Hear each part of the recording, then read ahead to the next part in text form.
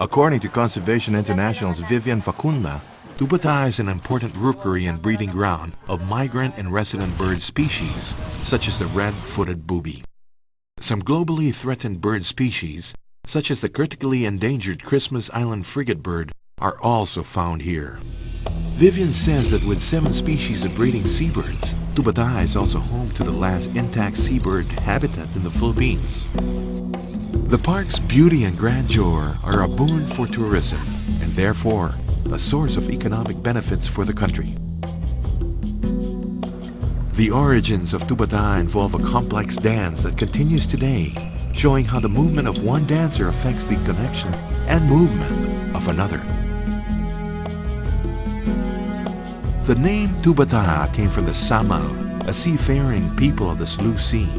The word refers to a long reef exposed at low tide, which describes the reef's crests marking the atoll's edges. The islands remain uninhabited through the years due to the absence of fresh water. Tubata is more closely associated with the islands of Cagayancillo, the nearest human settlement. The reefs were traditionally called Gusong by the Cagayanons, the people of Cagayancillo. The Cagayanons, Samaws, Bajaos, and Tausugs were the traditional users of Tubata's resources.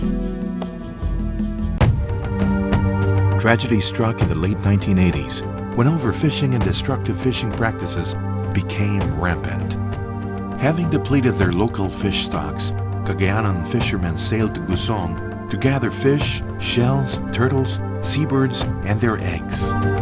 The journey between Cagayancillo and Tubata was extremely difficult, so fishermen would take as much marine resources as their boats could hold because they never knew when conditions would allow another trip. By the mid-1980s, seaweed farming was introduced in Cagayancillo, which became an alternative source of income for the Cagayanons. This did not ease fishing pressure on Tubata as expected, however, since fishermen from Cagayancillo were replaced by those from the neighboring Visayan provinces. Thus began the tragic dance of destruction in Tubata.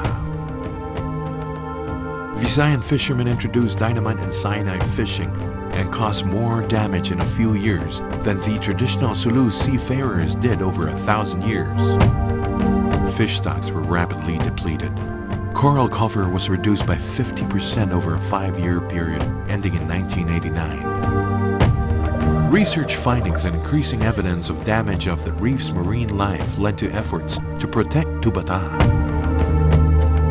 A presidential proclamation in 1988 under the administration of Corazon Aquino led to the creation of the Tubata Reef National Marine Park. It was the first national marine park in the Philippines. The proclamation meant that fishing was no longer allowed in Tubata. The collection and gathering of corals and marine wildlife was banned, as well as disturbance and destruction of the habitat. Tubata had earned much international acclaim by the 1990s. In 1993, it was declared a World Heritage Site by the United Nations Educational, Scientific and Cultural Organization, or UNESCO. In 1999, Tubata was added to the Ramsar list of wetlands of international importance. This means it is governed by an intergovernmental treaty, providing the framework for national action and international cooperation for the conservation and proper use of wetlands and their resources. International recognition of Tubata invited yet more rhythms and dances into the performance, creating the impetus for various sectors of Philippine society to rally behind the imposition of severe sanctions against poachers. In 2006, President Gloria Macapagal Arroyo signed a proclamation expanding the park threefold to 96,828 hectares and increasing protection from unauthorized entries and pollution of any kind. It is now known as Tubata Reef Natural Park.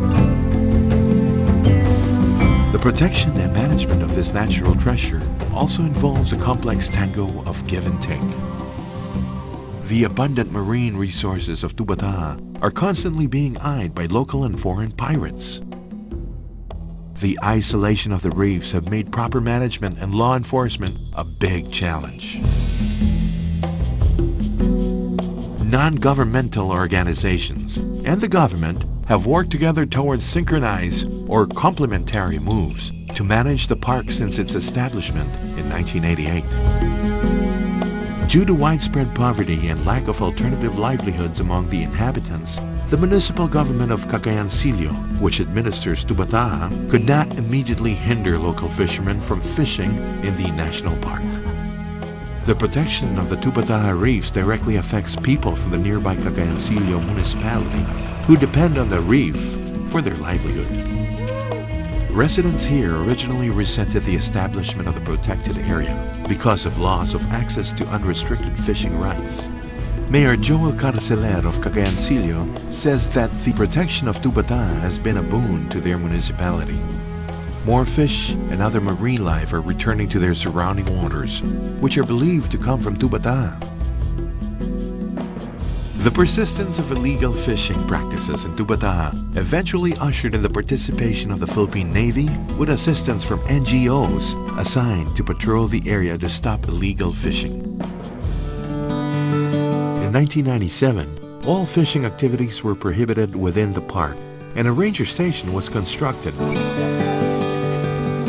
In 1998, a park management board was put into place. The Tubataha Protected Area Management Board, or TPAMB, is the policy-making body responsible for the general administration and management of the park.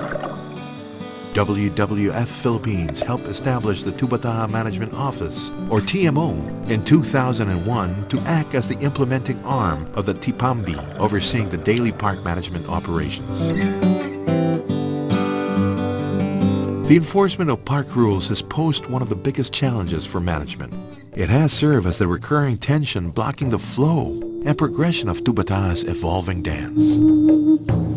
International fleets from China, Malaysia, Indonesia, and the Philippines, which dominate the unsustainable live food fish trade, scour the waters of Southeast Asia, including the Tubataha reefs, most of the year.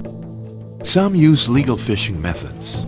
Many do not, and it's often difficult to determine how a fish was caught. The animals are shipped alive to Asian restaurants to supply a ravenous market for fresh seafood. With a growing gourmet appetite for live reef fish and the demand for exotic specimens to supply the aquarium trade in Europe and the United States, the Tubataha Reef status as one of the world's greatest centers for marine biodiversity is in serious jeopardy. Adelina Villena, Legal Division Head of the Palawan Council for Sustainable Development, or PCSD, says that Chinese poachers are a recurring problem for Tubataha, and the legal battles that ensue are a constant source of grief for the litigators.